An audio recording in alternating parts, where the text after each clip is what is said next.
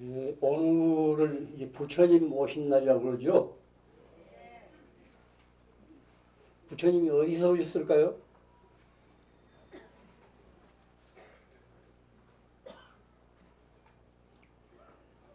이날을 단순히 해마다 한 차례씩 있는 기념 행사로 여기지 마시고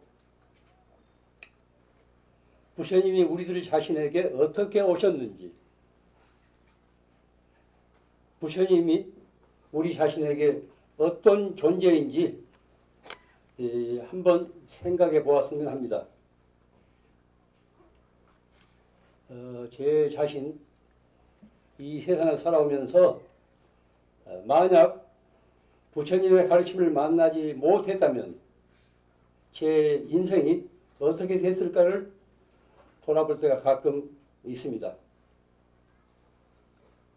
20대 초반에 불법을 만나게 된 것이 얼마나 고맙고 다행한 일인지 그때마다 절절하게 느낍니다.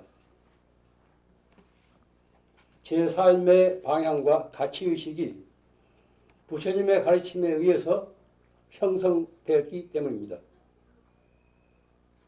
사람은 어떤 만남에 의해서 거듭 형성되어 갑니다. 사람이 됐건 어떤 사상이나 종교가 됐건 그 만남으로 인해서 눈을 뜨게 되고 인식의 영역이 깊어지고 넓어집니다.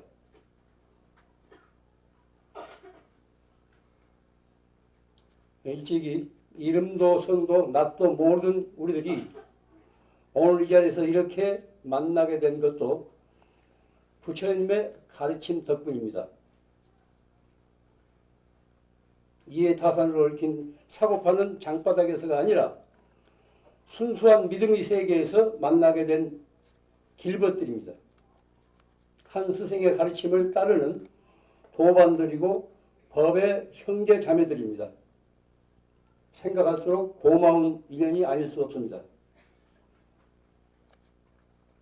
시끄럽고 혼란스러운 세상에서 각자 인생관이 자리 잡히고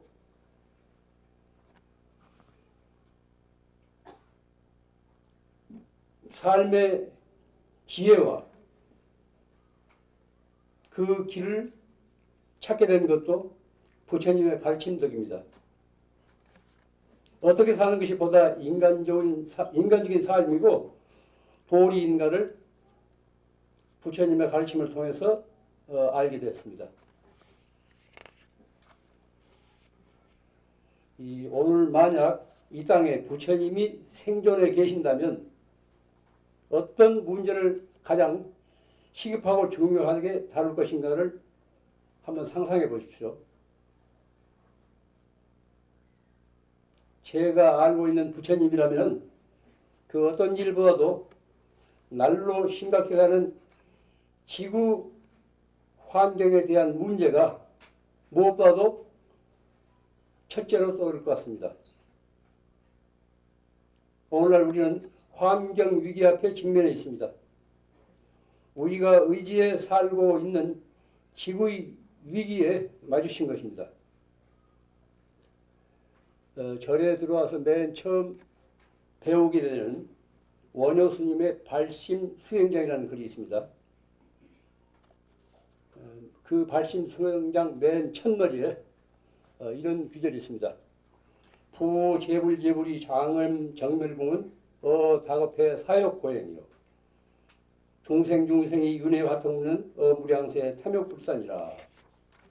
알아듣기 쉬운 말로 하자면은 부처님이 세상에 나와 우리들을 이롭게 하는 것은 오랜 세월 동안 욕심을 버리고 견디기 어려운 수행을 겪었기 때문이요. 중생들이 불타는 집에서 나오지 못하고 괴로워하는 것은 끝없는 세월을 두고 탐욕을 버리지 못하기 때문이다. 법화경이라는 경전에 보면 우리가 사는 이 삼계를, 세상을 불타는 집에 비유합니다. 부처님이 세상에 나와 중생을 이롭게 하는 것은 오랜 세월 동안 욕심을 버리고 견디기 어려운 수행을 겪었기 때문이고, 중생들이 불타는 집에서 나오지 못하고 괴로워하는 것은 끝없는 세월을 두고 탐욕을 버리지 못하기 때문이다. 생사윤회의 근본은 탐욕에 있다고 그렇습니다. 탐욕이란 뭡니까? 분수에 넘치는 욕심입니다. 분수에 넘치는 욕심이에요. 오늘날 지구 환경의 위기도 따져보면 인간들의 끝없는 탐욕에 그 원인이 있습니다. 한정된 자원을 무제한적으로 퍼쓰는데 재앙의 원인이 있습니다. 우리들 삶에 터져 있는 이 지구는 우리보다 앞서 살다 가신 선인들이 우리에게 물려준 소중한 유산입니다. 그런데 우리 시대에 와서 너무 탐욕을 부리는 바람에 크게 병들어 있습니다. 미래의 세대를 못 가지도 현재의 우리가 빼앗아 쓰고 있는 그런 실정입니다. 지구의 재생 능력, 이를 자정 능력이라고 합니다. 지구의 재생 능력은 80년대 초에 이미 그 한계에 도달했대요. 전문가들 연구에 하면 80년대 초에 20여 년 전에 그 자정 능력의 한계에 도달했답니다. 해마다 인간들은 자연이 생산하는 것보다 20% 더 많은 자원을 지금 소비하고 있습니다. 말하자면은 자연이 낳은 이자만으로는 만족하지 않고 그 원금까지 지금 빼앗고 있는 그런 현실입니다. 그래서 지구가 지금 실망하고 있습니다. 정치란 미래를 내다보는 겁니다. 미래를 얘기하는 것이 바로 정치입니다. 현재 이 땅의 정치인들은 정권을 잡기에만 혈안이 되어 있지 환경 위기에 대해서는 관심조차 두고 있지 않습니다. 오늘 우리가 어떻게 사느냐에 따라서 우리의 미래는 달라집니다. 우리가 하루하루를 순간순간을 어떻게 사느냐에 따라서 우리의 미래는 밝아질 수도 있고 어두워질 수도 있습니다. 지구 환경 위기 앞에서 이 말을 다 같이 명심해야 합니다. 순간순간 하루하루 우리들이 삶의 모습에 의해서 지구의 생존 여부가 달려있다는 겁니다.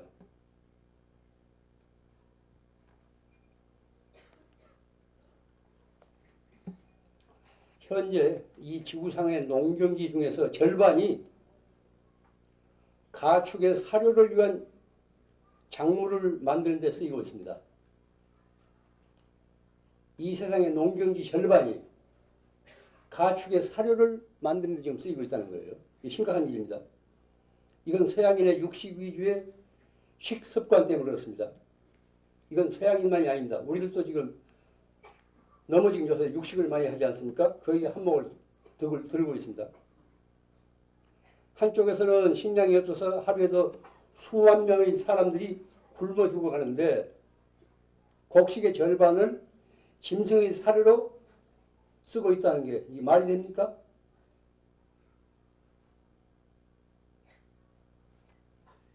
전문가들 연구에 의하면 1kg의 소고기를 생산하기 위해서는 10만 리터의 물이 필요하대요. 1kg 소고기를 생산하기 위해서는 그 1kg의 소고기가 우리 식탁에 오기까지는 10만 리터의 물이 필요하다는 거예요. 잘못된 식습관 때문에 귀한 수자원이 고갈될 그런 형편입니다. 그리고 인간들이 동물에게 가하는 행동 또한 너무 잔인하고 가혹합니다. 양계장을 한번 가보시죠. 그건 닭공장이에요. 병아리가 태어나자마자 병아리 감별사들이 수컷은 필요 없으니까 그냥 쓰레기통에 던져버려요. 그 암컷을 알 빼먹기 위해서 암컷을 살립니다. 서로 쪼지 못하게 부리를 다 잘라버린대요. 약으로. 또 좁은 공간에 옴짝 못하게 가두어 놓고 뭐 3주 동안인가 불을 껐다 켰다 한다네요. 그럼 닭들이 거의 미쳐버린대요. 우리가 닭고기를 먹기 위해서 닭 알을 빼먹기 위해서 이렇게 잔인한 짓을 하고 있습니다. 동물들이 어떤 고통 속에 살다가 죽어가는지 생각해야 돼요. 우리 식탁에 오르는 소고기라든가 돼지고기라든가 닭고기를 대할 때 이 동물들이 어떤 고통 속에 살다가 죽어갔는지 되돌아봐야 됩니다. 소나 돼지, 개의 눈을 한번 유심히 바라보십시오. 선하디 그 눈, 선한 그 눈은 우리 사람 눈보다 훨씬 맑고 투명해요. 지구상의 모든 생물은 서로 유기적으로 연결되어 상호작용을 합니다. 제가 최근에 들은 읽은 이야기인데 현재 지구상에서 벌이 지금 40%가 감소되고 있대요. 벌이 40% 감소되고 있답니다. 전문가들이 하면 확정된 것은 아니면 전문가들이 하면 일부 전문가들이 하면 이건 핸드폰의 전자파 때문에 그런다는 거예요. 핸드폰의 전자파 때문에 벌이 지구상에서 한 40%, 10마리 중에서 4마리는 죽어버리고 겨우 지금 6마리가 남아있다는 겁니다. 벌이 사라지면은 식물이 열매를 맺지 못합니다. 왜냐하면 벌이 촉매작용을 해야 식물이 열매를 맺는데 벌이 없기 때문에 수정이 안 되는 거죠. 독한 농약 때문에 산중에서도 벌을 볼 수가 없습니다. 제가 사는 산중에 표구가 이제 한 800m 되는데 거기 이제 한 17그루의 산자두하고 돌배나무가 있어요. 그쪽에서는 이제 신배나무라고 그러는데 꽃은 무성하게 피는데 열매가 열리지 않아요. 이게 지금 60년째 제가 보는 현상입니다. 꽃은 무성하게 피는데 열매가 전혀 열리지 않는다고. 그래서 이건 제가 사는 산중만이 아닐 겁니다. 벌이 없기 때문에 그렇습니다. 독한 농약들, 고랭지에서 채소를 갖고 오느라고 독한 농약들을 수없이 뿌려야 되기 때문에 벌이 살 수가 없는 겁니다.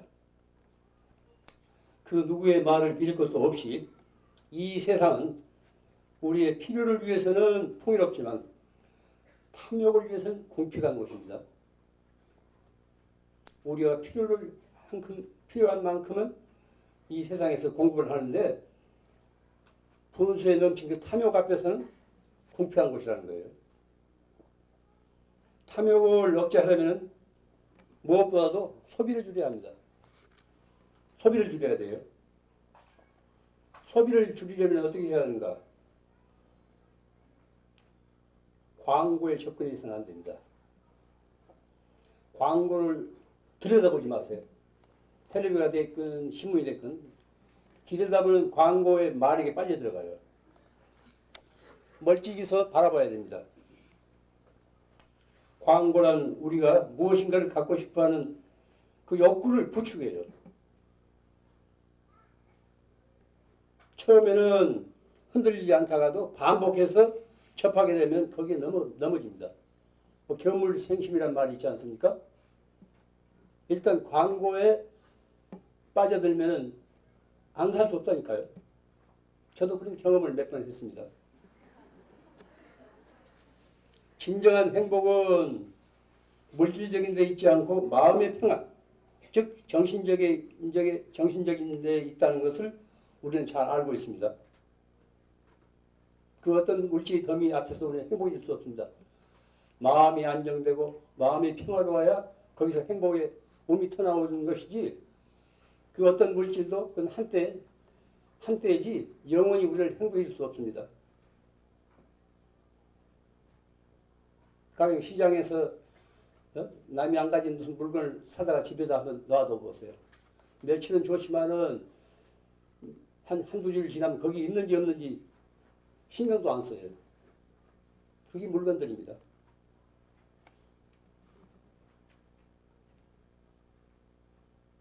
진정한 행복은 물질적인 데 있지 않고 정신적에 있다는 것을 우리가 잘 알고 있지 않습니까? 그 나머지는 모두가 부수적이고 장식품에 지내지 않습니다. 행복은 또 조화로운 삶에 있습니다. 넘치지도 모자리도 않는 가장 알맞은 상태. 넘치지도 모자라지도 않는 가장 알맞은 상태. 다시 말하면 자기 분수에 맞는 상태예요. 절제의 미덕에 기반을 둔 검소한 생활 습관이 조화로운 삶을 이룹니다. 절제의 미덕. 좀 모자라게 가져야 돼요. 넘치면은 모자란 것만 못합니다. 그 절제의 미덕에 기반을 둔 검소한 생활 습관이 조화로운 삶을 이룹니다. 건전한 삶을 이룹니다. 우리가 보다 인간다운 삶을 이루려면은 될 수 있는 한 생활용품을 적게 사용하면서 간소하게 지내야 됩니다. 될 수 있는 한 적게 사용하면서 없어도 좋을 것은 우리가 갖지 않아야 돼요.